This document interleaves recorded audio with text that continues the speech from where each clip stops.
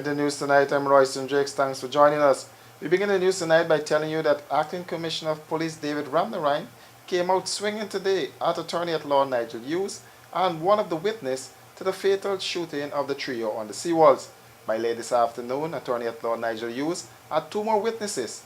Days after a lone witness surfaced and contradicted the police's claim that 3 suspected bandits were killed in a shootout with ranks on the seawall, the police have responded.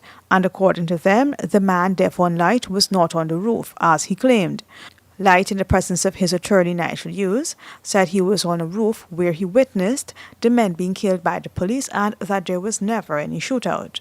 Acting Police Commissioner David Ramnarine, during a press conference today, said several statements were taken from the worksite, but 3 of those statements never placed light on the roof. Our investigators are in possession of 3 statements. Well, in fact, several statements, but 3 of which are very, very instructive to the extent that Mr. Devon Light was never, ever, I repeat, never, ever on the roof of the building he claimed he was on at the press conference on Monday.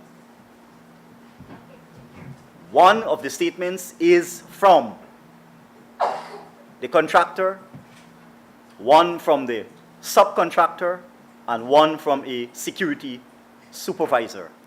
The acting top cop, who was questioned as to whether there was an attempt to discredit the witness or that the press conference was prematurely called without questioning the witness, had this to say. I will not accept that it is premature.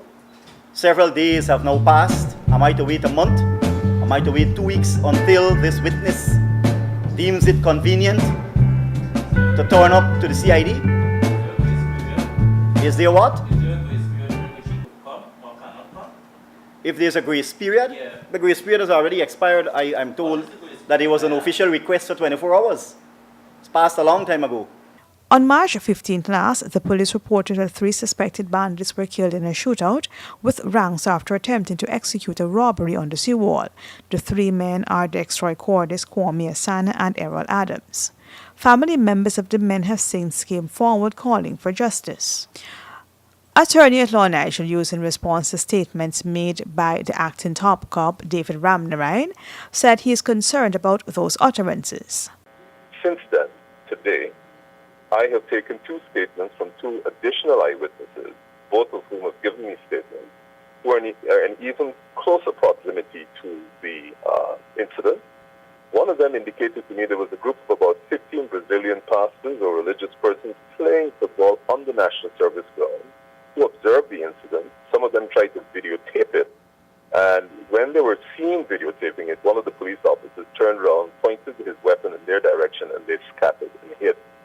That witness is petrified about coming forward. I'm going to the police now in the light of what the commissioner has said, and was petrified since this morning when I met with that person about going to the police because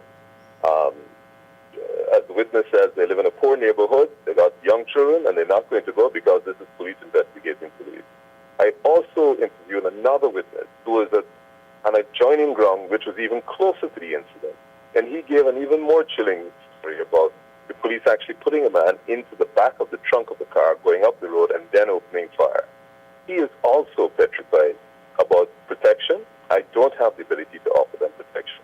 But what I do want to say is that in the light of the police commissioner's statement publicly attempting to ridicule a witness and say he wasn't on the roof, clearly indicates that he has already come to a conclusion on an investigation which is apparently not yet closed, but in his mind is, as is his mind, closed.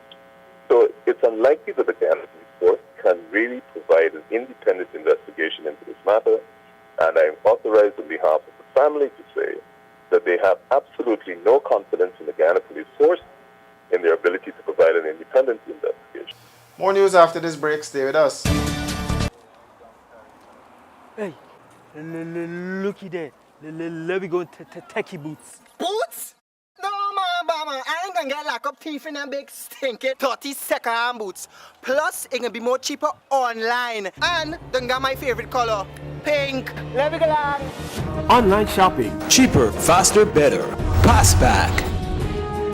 Breaking news alert. Don't be scammed or fooled by top brand imported mattresses. The imported mattress has a 320 coil count. Comfort Sleep mattresses have 416 coils. Top brand imported coil thickness is 1 millimeter. Comfort Sleep mattresses, 2 millimeters. Top brand imported spring size is 55 inches by 75 inches. Comfort Sleep, 58 inches by 78 inches. Top brand imported protection mats are of poor quality and very thin. Comfort Sleep mattresses use a 780-gram protection mat. The top brand imported mattresses use a thinner foam. Comfort Sleep uses a wider and thicker foam. Don't waste your hard-earned money on a poor quality imported mattress. Buy quality. Buy Comfort Sleep mattresses.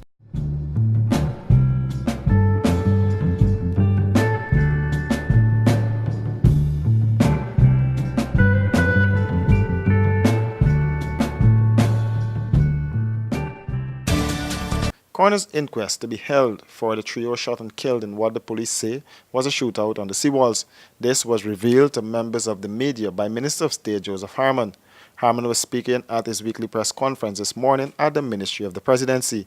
He said the move was in keeping with provisions of the Coroner's Act. The Honourable Minister of Public Security briefed Cabinet about the 3 persons who were shot by police at the Georgetown seawall on the 15th of March 2018. He informed Cabinet that an investigation had been launched into the circumstances surrounding the shootings and that the Director of Public Prosecution will be launching a coroner's inquest into these shootings in accordance with the Coroner's Act, Chapter 403 of the laws of Guyana. On Wednesday, President David Granger said the Commissioner of Police has received clear instructions about an investigation into the shooting deaths of the trio on the seawalls. The President says the police, by law, ought to investigate the circumstances under which the suspected bandits were killed in what the police say was a shootout.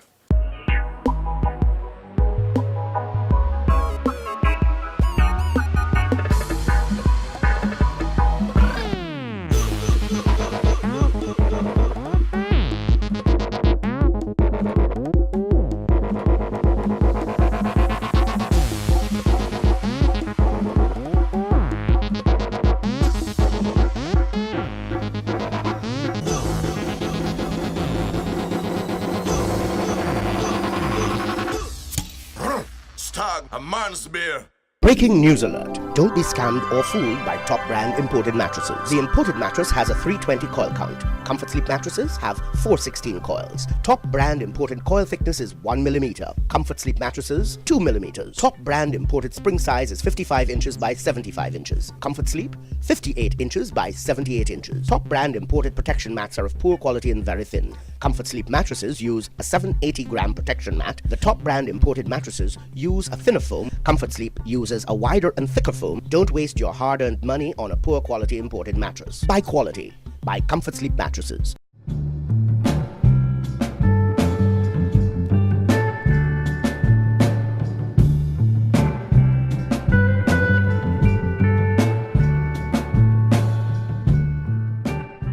And before we go, we take you inside the track. You know, the Big Horse Race meeting is on this Sunday at the Port Moran Turf Club, where 7 races are slated for the day's event.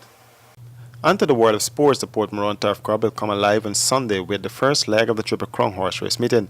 The event promises lots of excitement with the top horses and jockeys on show for the mega event. Apart from the feature race where the giant runners will be on show, the other races will be very competitive, and some of the competing jockeys and trainers spoke of their chances.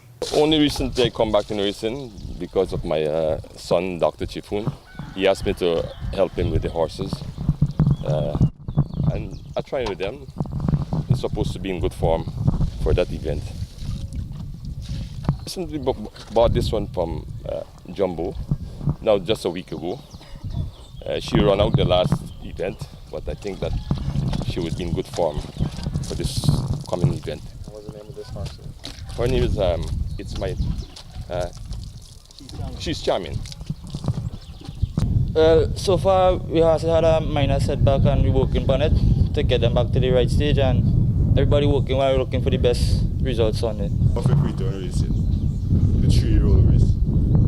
Like hopefully to go and win the 3-year-old race with she. Well, most likely I'm going to see the other races, them the big race, the future race of the day.